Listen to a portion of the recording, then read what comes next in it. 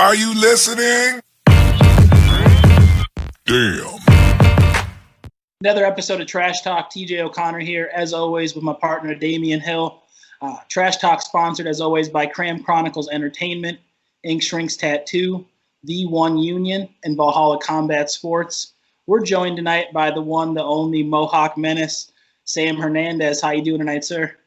I'm doing great. How are you guys? Doing good, man. Yeah. I'm just glad to have Sam fucking Hernandez on the show tonight, man. Yeah. Yeah, we've been talking about this since your last fight back in March, how we wanted to get you on, and found out short notice you got to fight this Friday night. By the time this is posted, this is going to be tomorrow night down in Kansas City. When did you take this fight? What was it like getting the opportunity? Is this your first time going out of state to fight? No, I actually fought in South Dakota, Wisconsin, and Iowa. So it's going to be my fifth state to get a win in. Nice. Hell yeah. Yeah, I got this fight little over a month ago. I didn't want to take it at first because, you know, it's summer and I had family coming up. But then it came in June, a month early. So like, oh, I can't take this fight. Oh my God. No, it's great to see how it all like worked out for you to be able to take the fight. But man, do you feel like there's any extra pressure going out of state? I know you mentioned that you went out of state plenty of times, but do you feel like there's any extra pressure like when you go into somebody else's hometown? Well, I do it all the time.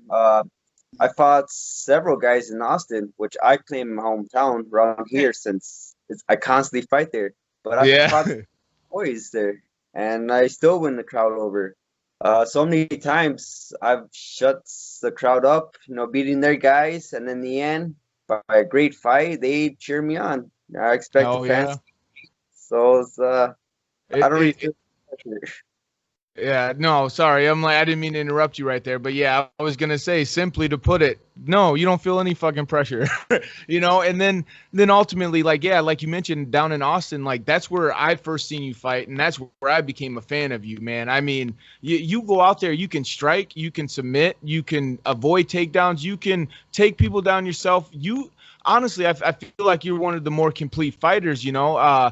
And honestly, like it's hard to hide the fact that I'm a fan of yours, you know. So do you feel?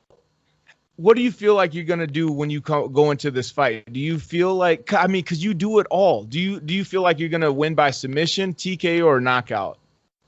I'm hoping to get the knockout. But from what I see, this guy he analyzes his opponents and basically gets a game plan against them, and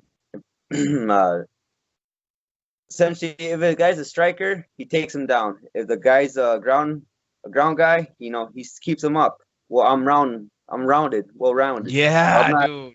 I'm not either scared of how it's gonna happen. I'm not just wear him down. If he takes me down, I'm gonna, you know, sweep him, get him on top. If he tries to strike with me, I got some legs. I wish. I fucking hope he does. Oh my God, dude. Yeah, because TJ actually brought up the fact that he's undefeated. He's a tough fighter for you to take on, but the fact like he studies his opponent and tries to figure out the perfect game plan for each opponent.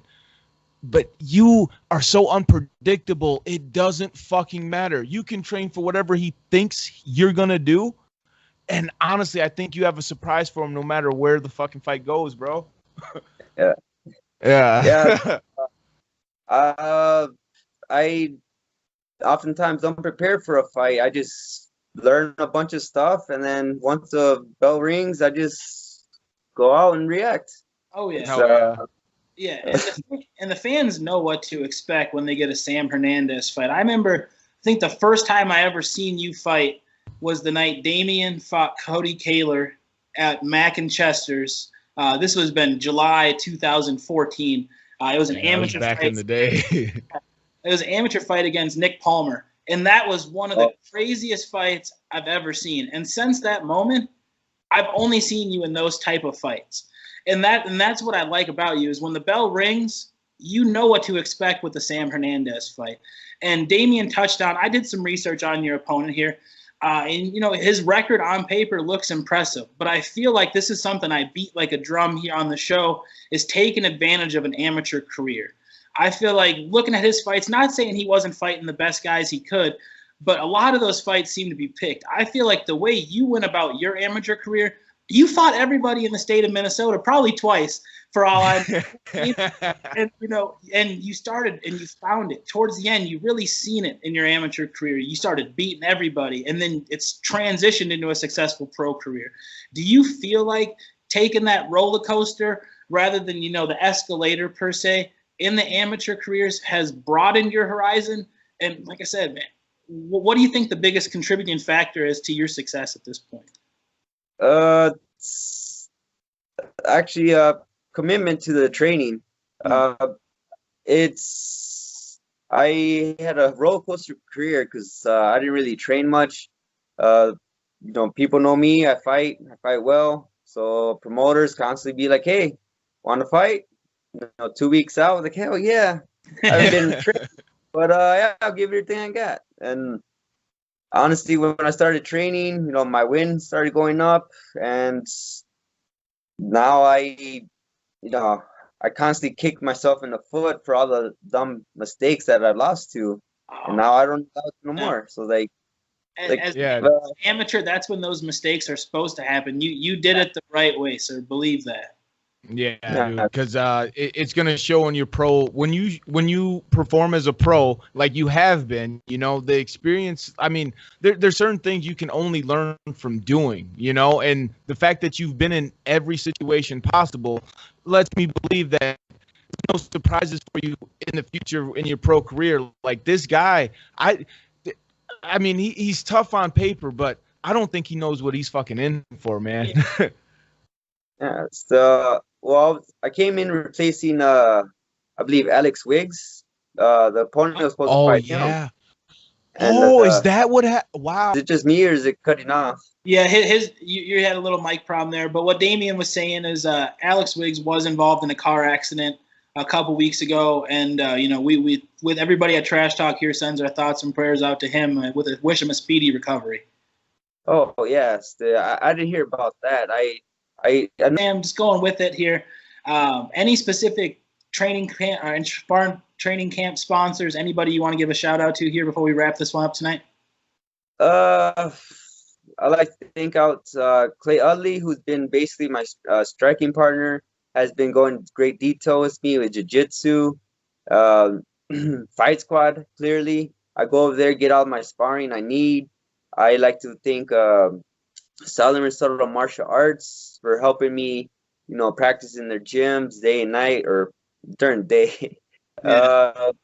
And some friends of mine who, you know, helped me out personally, Travis Palmer and Carlos Ponce. You know, they've been helping me out. So yeah, that's awesome to see. They have such a big support system behind you, Sam.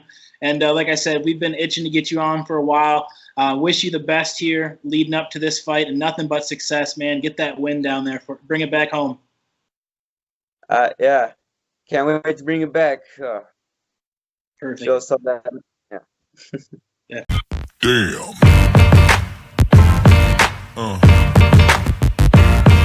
Yeah. Yeah.